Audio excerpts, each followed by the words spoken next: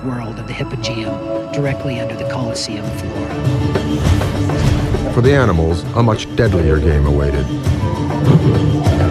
The Hypogeum, or basement, was their final staging post. Here they would be roughly shoved into cages, hoisted up, and released via a ramp into the arena. The animals were just moments from certain death.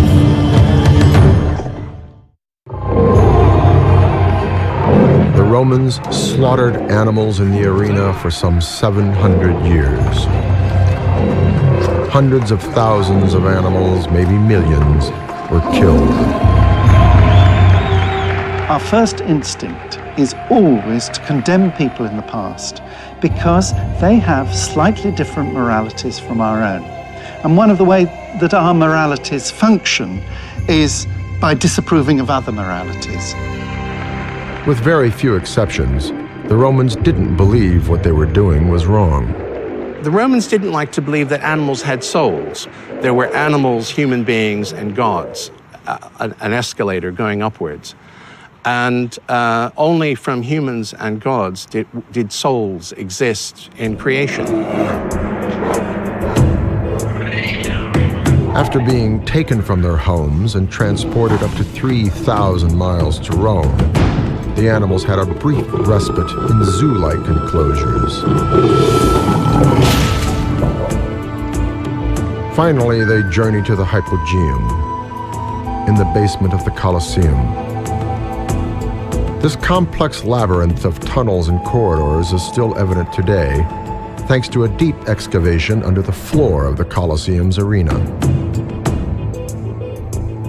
The Hypogeum is the basement to the Colosseum, and it's enormously big. It's 2 stories high, and it has installations for winching cages up from the bottom right up to the floor level of the arena, and trapdoors that would then allow access into the arena space. Dr. Heinz-Jürgen Best of the German Archaeological Institute spent several years studying the Colosseum's basement. Today he's examining the Hypogeum under the main arena at Pozzuoli, near Naples, similar to its parent in Rome. I think the animals arrived in the evening at night or early in the morning. Dr. Best says the animals would have been roughed up the moment they arrived in the Hypogeum. Let's take the example of a tiger. The first step was to place this animal, this tiger, in a narrow corridor. The tiger would have been pushed and prodded past rows and rows of cages until arriving at a lift. The lift was operated by 2 teams of men working a winch system attached to a central pole over 2 levels.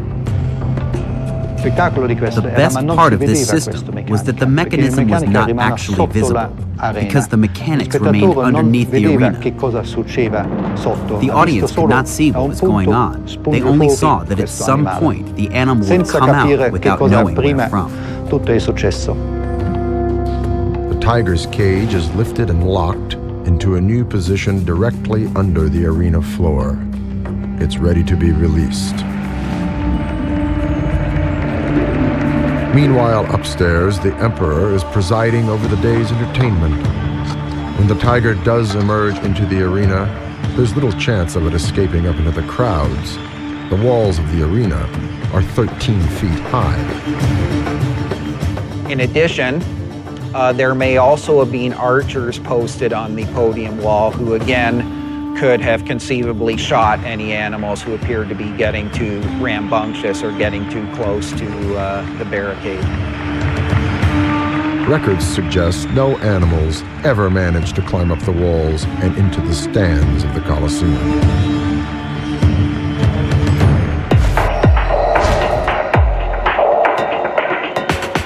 Down below, the tiger is next in line for fighting. But before releasing it, the boss of the Hypogeum waits for a signal from above. tutto questo meccanismo inizia con segnali che arrivano dalla arena, quando l'imperatore più o meno era seduto e decideva adesso iniziamo, adesso vogliamo fare qualcosa particolare che il pubblico non aspetta.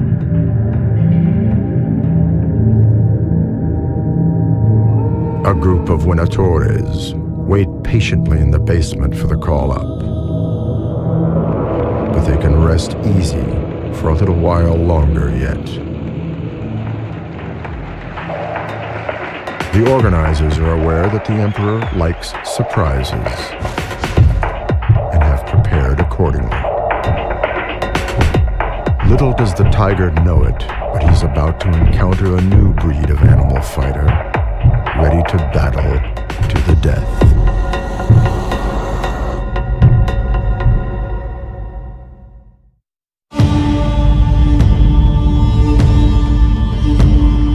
Organizers of the Roman Games were always striving to outdo themselves in the name of entertainment.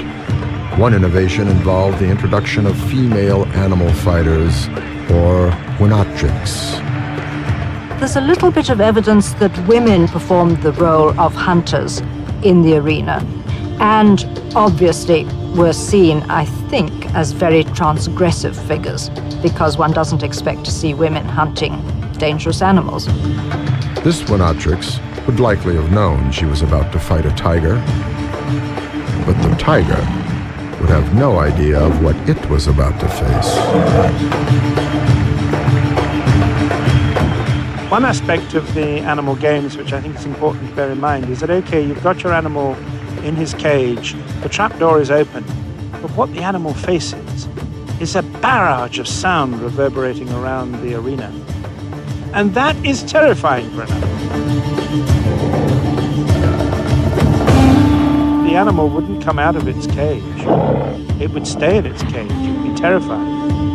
And the only way to get it out of its cage would be to wave torches near it.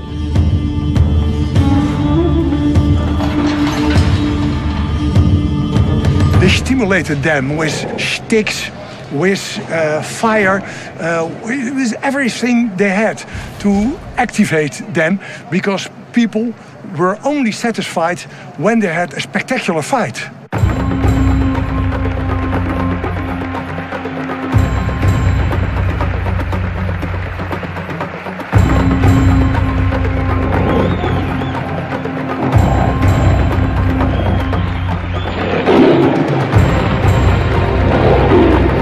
When she faced the big cat in the arena, the crowd would have faced this moment with anticipation. Here was this unusual hunter facing this deadly cat.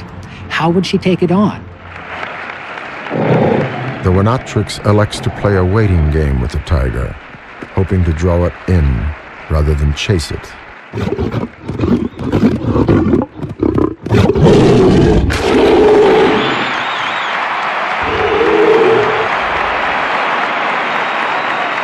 That's one less tiger roaming the wild. Sadly, of little concern to the Romans. The Romans were downright unsympathetic to animals over and over again. There's absolutely no compassion shown to animals. They were there to be exploited as either food or a source of entertainment for the populace.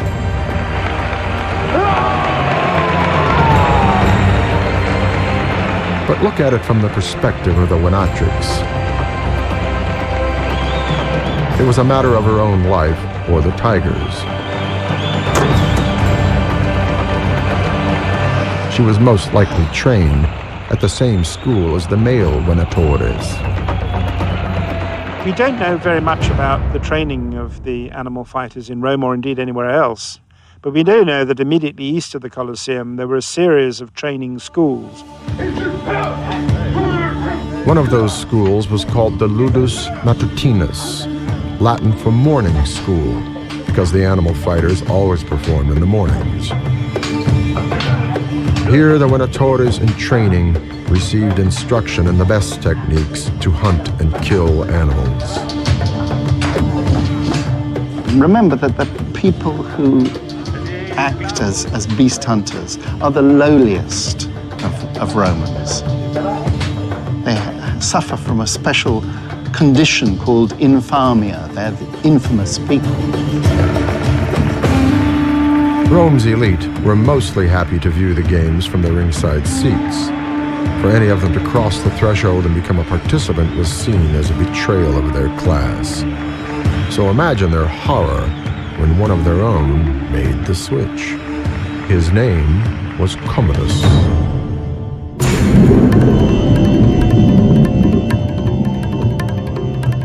The year is AD 192. Commodus has been emperor for 12 years, but instead of looking outward, continuing the tradition of Roman conquest, his reign has been marked by a period of inactivity. Commodus is the son of Marcus Aurelius, the last of the 5 good emperors. There's this weird thing that great father, terrible son. Commodus does absolutely everything wrong. Commodus decided that just being emperor wasn't enough. He loved the arena spectacles, and his inner voice told him to pick up his bow and arrow and fire away. As a beast hunter, a Gladiatore. The fact that he wanted to appear in the games as a gladiator, as a beast hunter, is like throwing away the entire Roman rulebook. You lose your social status if you appear. Surely you know this, Commodus. But what he does is sort of leapfrog it all and say, no, I'm a sort of super gladiator, super beast hunter.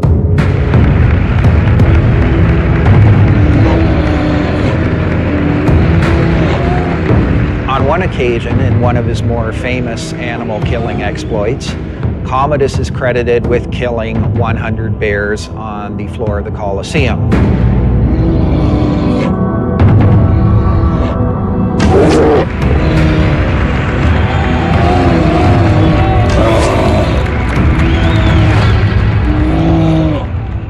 The animals killed by the Emperor Commodus did not really enjoy a fighting chance.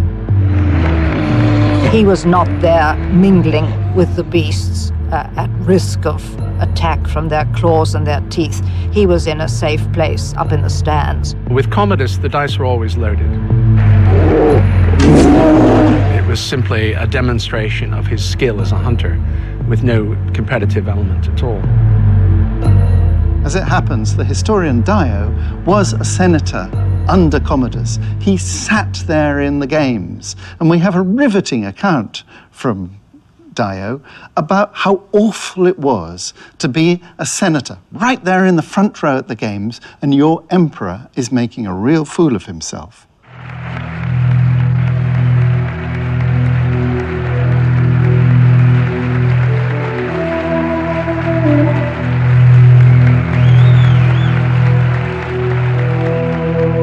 For Commodus, killing animals was more than just a sport. He came to fancy himself as a reincarnation of Hercules. Commodus is very interested in associating himself with Hercules. And we do have the most amazing marble statue of him with the lion skin of Hercules over his head, a terrifying image of an emperor. And you have to remember, Hercules isn't just the greatest of all beast hunters, the man who killed the Nemean lion and the Hydra and so on and so on. Many of Hercules' labors were killing beasts. But he is the man who civilized the world. And that's what the emperor does. He tames the forces of nature. Commodus may have seen himself as a second Hercules, but the Roman aristocracy would have looked at this as an affront to Roman dignity. The emperor, after all, was the head of state, and this would be as if the president of the United States suddenly decided that being a part of pro wrestling was more important than governing. Commodus's actions, and the fact that he seemed to be proud of this, was simply intolerable. Whenever Emperor Commodus got down into the arena itself, it wasn't to fight the animals that could kill him. Instead, he targeted the harmless, the defenseless, like ostriches. And Commodus, he had various tricks, the most absurd of which is shooting the heads off ostriches on the run with a special kind of arrow with a semicircular end. Dio recounts very vividly how, on one occasion, Commodus has managed to decapitate an ostrich, and he takes the ostrich and he turns to the rows of senators with a great grin on his face and, "Look what I bagged." But, of course, the senators read it as a very different kind of message. This could be you, mates. But they are also struck by the absurdity of the situation. And in Dio's account, hilarious laughter comes over them, and they don't know what to do, because, of course, if they laugh at the emperor, there with a dripping head of an ostrich in front of them, they're all for the chop. And Dio says, "I was the hero of the occasion. I realized how to stop giggling, and I took a laurel leaf from my crown I was wearing, and I started chewing the laurel leaf. It's an early form of chewing gum. And so we escaped. We didn't laugh at the emperor to his face." Ultimately, however, the senators, and indirectly the animals, got their revenge. Commodus met his end at the hands of those closest to him, who had lost all confidence in him. They paid off his gym teacher, a guy by the name of Narcissus, to strangle him. And as soon as he was dead, the Senate and the people went on a rampage to eliminate any trace of Commodus from memory. For the animals, much more bloodshed was still to come. The Roman spectacles played host to another equally cruel sport: animals forced to fight each other. And far from being given a decent burial, the losing animal often ended up on someone's dinner table.